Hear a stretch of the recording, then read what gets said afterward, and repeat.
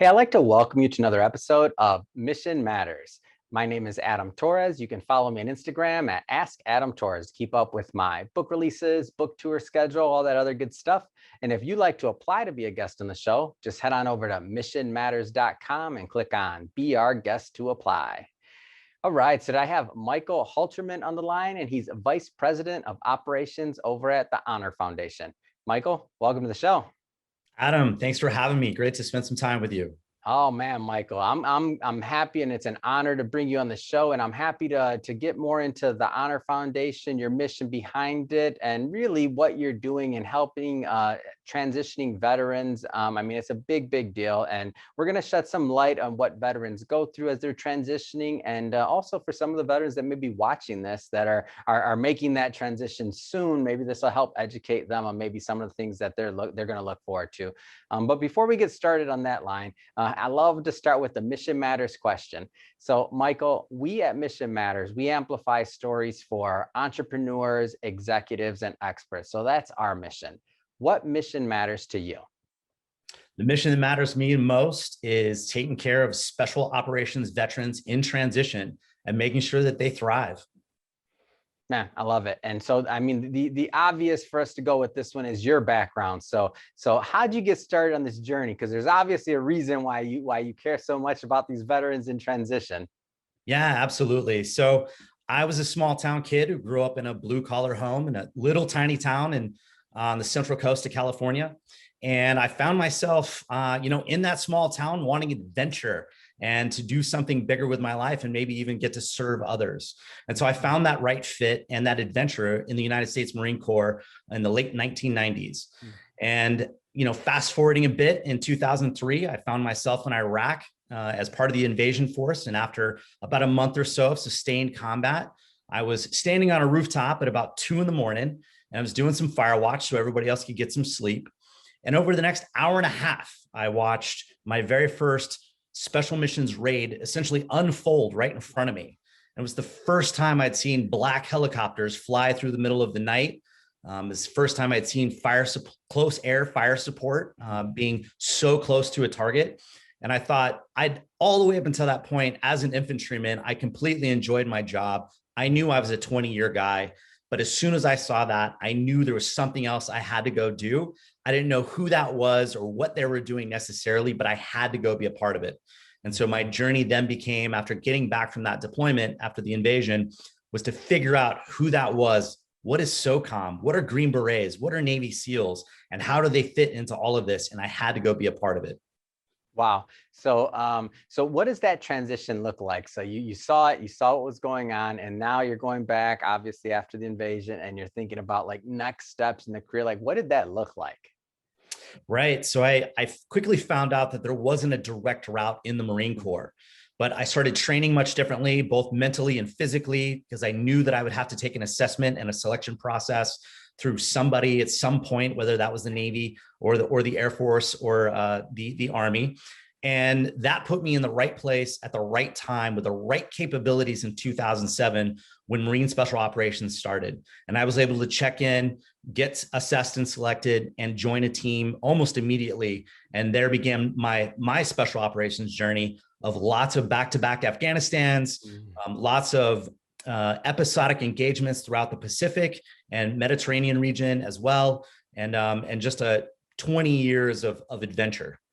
Wow. So, and this leads in greatly to the Honor Foundation and why you joined and why you do what you do. I mean, obviously you're, through a 20-year plus career here, and then, and all the different experience you had, whether it's Afghanistan, whether it's Iraq, and then going all the way up, through special forces. I mean, you've done a lot. You had a very long career there, and you did a lot. So now you decide to make that transition. When you were transitioning out, I guess, like, what was some of the first things that you had to think about? Like, what was going through your mind? Great question. Yeah, transition is perhaps and probably described by most of the gentlemen and ladies that I get to talk to now on this side of the transition, but I was certainly feeling it in my own transition. It is one of the scariest things that you're ever going to do. I mean, you're leaving everything that you know, the language, the culture, the understanding of the uniform, and all of those things, and you're leaping quite literally into the unknown. And without having great Americans who are willing to help transitioning service members, help them transition, it really is difficult. And it can be scarier than a combat deployment. Yeah, I was just thinking as you're saying this, because I got to back up on this one a little bit, because when we opened this interview up and you're telling me about black helicopters flying over and seeing all these things, like that scares me. When you talk about like transitioning out of that scenario, like I feel like for civilians, like that's it doesn't necessarily compute. You know what I mean? Like it's different. Sure. If you're a civilian, you never trained, never been in the military, you're just like, wait a minute, huh? Yeah. Yeah. So the idea of going from a small knit, high performing team where you can literally trust the person to your left and your right with your life. Wow. And then trying to figure out, am I going to be an engineer? Am I going to be in manufacturing? Am I going into tech? Am I going into healthcare? And what really resonates with me after this life I've known of small knit teams and working overseas and so on. And so you have to learn a whole new language, right? Almost. And you have to learn all of these different things that are in these different industries just to figure out what you want to do next potentially. And then how do you build trust with your new teams and your, those new fellow employees that you're with and that new company? It's really it's an arduous journey, to say the least.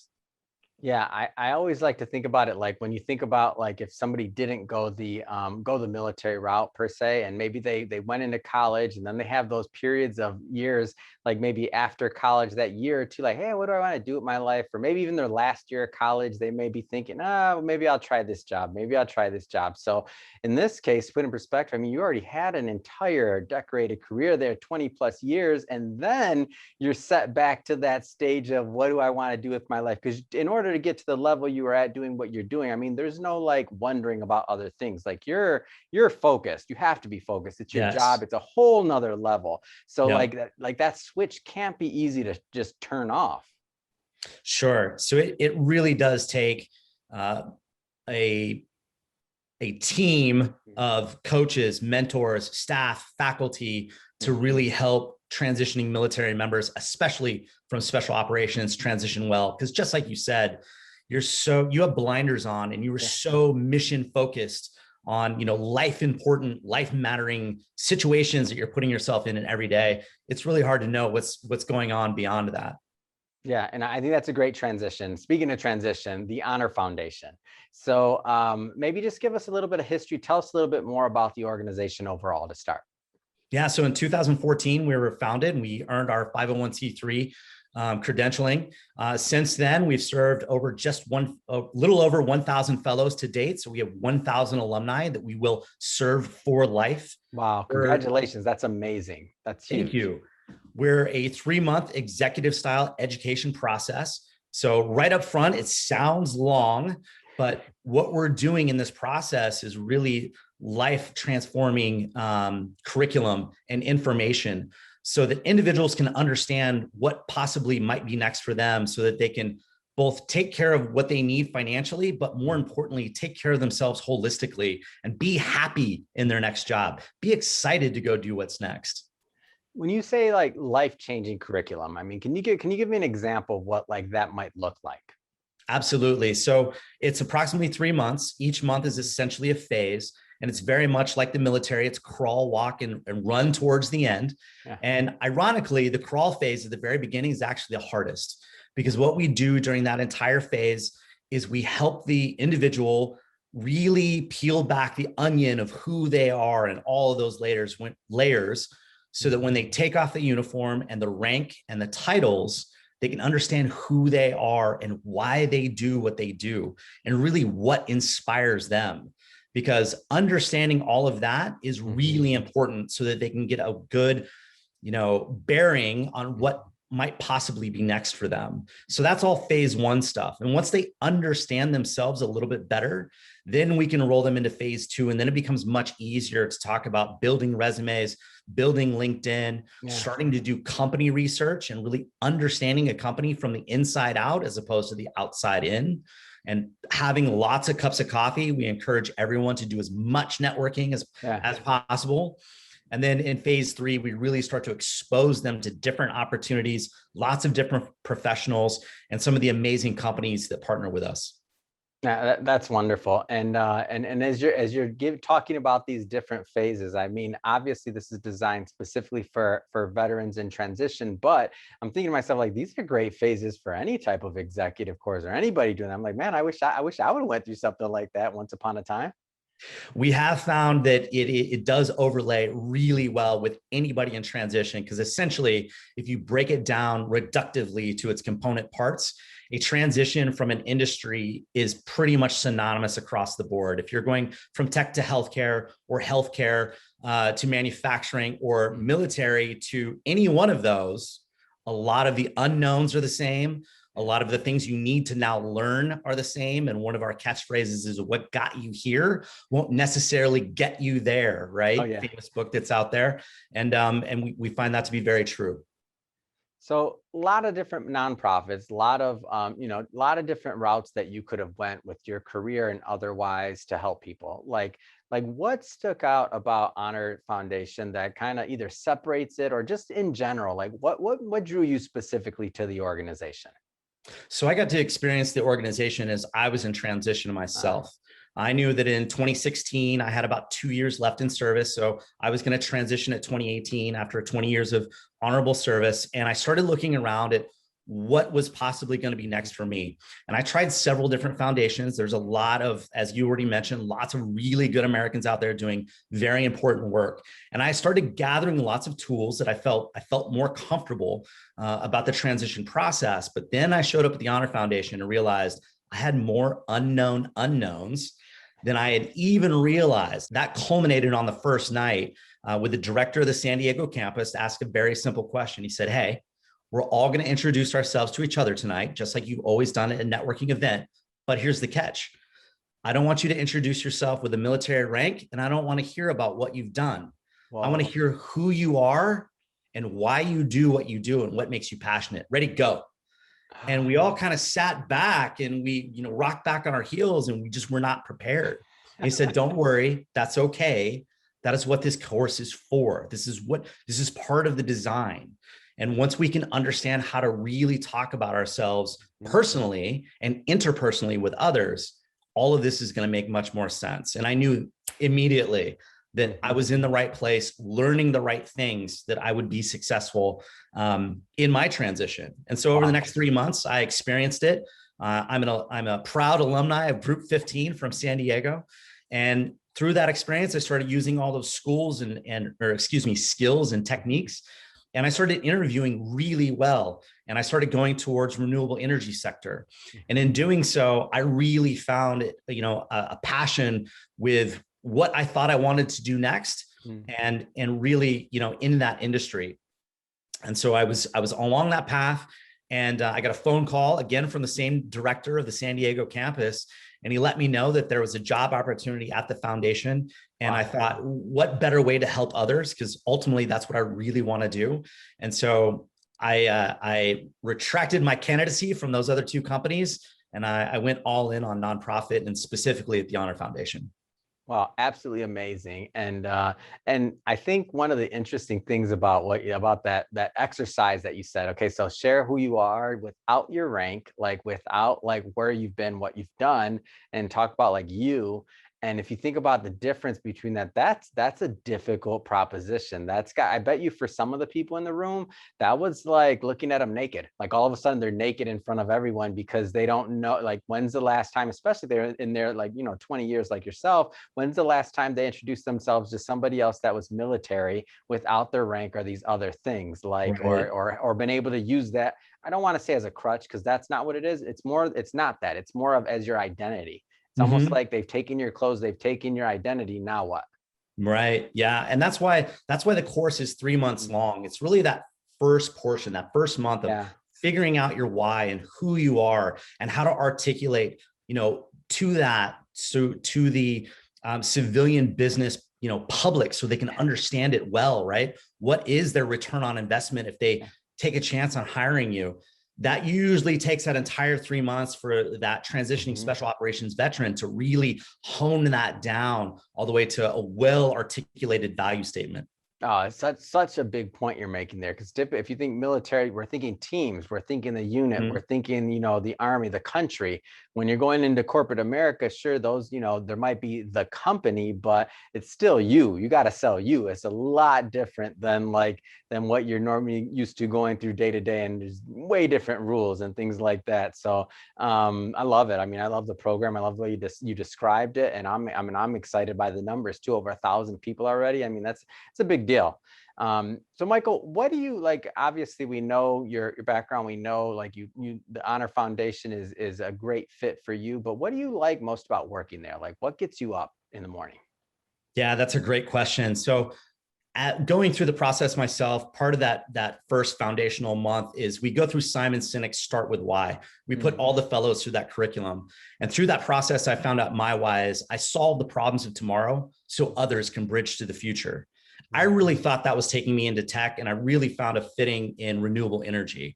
But as soon as I switched my own mindset and realized that I could help anyone, anywhere, and if you allow me to play with tech also, that's a huge plus. So it really found a fast fit with being able to help my brothers and sisters transition well in my first initial role at the Honor Foundation as the director of the virtual program. So I got to help others and play with tech. There was a win-win for me initially. And now I've gotten to move into a new role, which is the vice president of operations, and really helping my team help others is really my new passion. And I work with such hardworking, great Americans that really come every day adapting and bringing their A game. It's phenomenal to be able to support them. Absolutely amazing. Can you give me you don't have to share a name, but can you give me some examples of some success stories or some people that have come through the program or some feedback? Like, give me a little bit there. I need some of those warm and fuzzies because I know you're doing great work over there. Sure. So I'd like to give you two, if that's all right. Please. Because they're kind of at polar opposite ends of the spectrum. We had a young gentleman come through, and he was dead set on being an entrepreneur. He was getting out after about 13 years of service. And everyone was kind of saying to him, are you sure? Because you're 7 years away from, retirement, and there's a lot of benefit to that. Are you really sure that's it? And he was dead set on that, on being an entrepreneur. He had great plans. He had a very well articulated business plan. He understood his market that he was aiming for. He knew the numbers, and his pitch deck was right on point. But through the process, what he really peeled back about himself was he still really enjoyed his time in special operations. And then it made more sense for him to stay in. And so he ultimately ended up dropping out of that cohort, and he ended up staying in and finishing his time out. And we consider that a huge win, because at no point are we telling anybody what you have to do. We're just making sure that you are fully looking at all your options from a holistic point of view. Is it best fit for you? Is it best fit for your family? Is it best fit for you financially? And all of those things. So that's one example. And another example that I think is absolutely phenomenal as well is another gentleman who came through. He did 20 plus years. So he's a little bit longer in the tooth, a little bit more indoctrinated, if you will. And he was really struggling in phase one. And he was struggling to the point where he was frustrated, right? He really couldn't articulate his why, and he had no idea what he wanted to do next. And so the coach that we pair everyone with, everyone gets a one-to-one pairing with a coach, started to get a little frustrated as well. And he finally asked a hard question like, okay, let's roll it all the way back. What did you enjoy doing? Tell me about a time you were the happiest. And he articulated some version of basically sitting on the couch with his dad watching NASCAR. And then so some bells went off, and they started aligning the strengths, because we use Gallup Strengths Finder to kind of help them navigate, what are they really good at and what can they improve upon. Ultimately, fast forward through this gentleman's transition, he ends up being at the Indianapolis 500 as an operations, a business manager at the Indianapolis 500, and now works at National Speed and has worked at a couple of other raceways and in the racing venue. And who would have thought that a childhood dream, becoming a Marine special operator, and then going on to continuing that childhood dream of sitting on the couch with your father, and now being a part of NASCAR and all of these big things. And those are just two really small stories, and we have so many more. Man, that's amazing. And what's so hopeful about this? And when I think about like what it takes to go through like special operations and things like that, of course, me being a civilian and not knowing everything, but just understanding like these are like really, dedicated, discipline, like just great people that have put a lot of work, a lot of time, a lot of effort to achieve some very uncommon things. So when I think about like an organization like the Honor Foundation, really allowing these individuals, men and women, to continue on their path of achieving really uncommon things and really now becoming pillars of just, civilian life, companies, corporations, NASCAR over here. I mean, come on, like what a great story. It's like that when you think about typical, let's just say retirement from a career, how it used to be once upon a time. I don't think it's this way anymore, but whatever, you're 65 and you're done. But if you're healthy, you're going to live many, many more years. So for a lot of individuals after this, I don't want to say this like that special operations is an amazing part, but it means that there can be a lot more life after that, especially because they're so young, depending on also their age and when they went in, things like that. Like there's just so much more life. So now with the Honor Foundation helping with this transition, all these other things, it's almost like, man, like there's some bright futures out there. Absolutely. And to kind of typify what you just said, our mission statement at the Honor Foundation is to serve others with honor for life. So their next mission is clear and they continue to impact the world. We firmly believe everything you just said. Your life's not over just because you come out of military service. In fact, your service continues. It's just going to continue in a different way. And we know that you have many more years of value to bring, not only to your family and to yourself, but to another team who needs your leadership experience. And that can be in any industry, in any place. Amazing and well said. And I agree. So what's next for Honor Foundation? Like what kind of things do you have planned? What are the, what's going on over there? What can we look forward to? Yeah, absolutely. We're excited that this year in 2021, we're going to be launching a brand new campus in fall. So our very first fall cohort in Fort Bragg area, so that we can serve the Army Special Operations community at a much deeper level. We're really excited to be able to get that campus up and running and off the ground. And so it's going to make a huge difference of us serving everyone under the SOCOM umbrella. Fantastic. And that's big news. And I'm happy to bring that over to my audience. So Michael, if somebody is watching this right now and they want to learn more about the Honor Foundation, whether they're transitioning special operations veteran or veteran, and or whether they're, civilian, but they want to get involved. I mean, like what kind of different ways can people get involved, contribute? I mean, like how do we keep or how do we support your mission overall? Yeah, great question. I appreciate you asking that. If you're a good American out there right now, and this just got you inspired, I would encourage you to go over to honor.org. That's honor.org and check us out. Really dig through our website. We have a ton of information on there. Our marketing department does a tremendous job. And by the way, our marketing department is one person. She does a tremendous job of making sure that it's beautiful. And there's a ton of information on there, lots of different ways to get involved. Ultimately, we're a 501c3 nonprofit, and we're trying to serve up to 2,500 special operators a year individually at the individual level. And so time, talent, treasure. We're always looking for anyone that can give some time as a coach, come in as a speaker. If you're an industry leader, we need your knowledge. And if you just want to speak for 5 minutes, we would love to have you come join us. If you have further talents and you get more inspired by spending time with these amazing Americans who have spent their life in service, we have lots of different ways to do that as coaches, as mentors, or even coming in as faculty.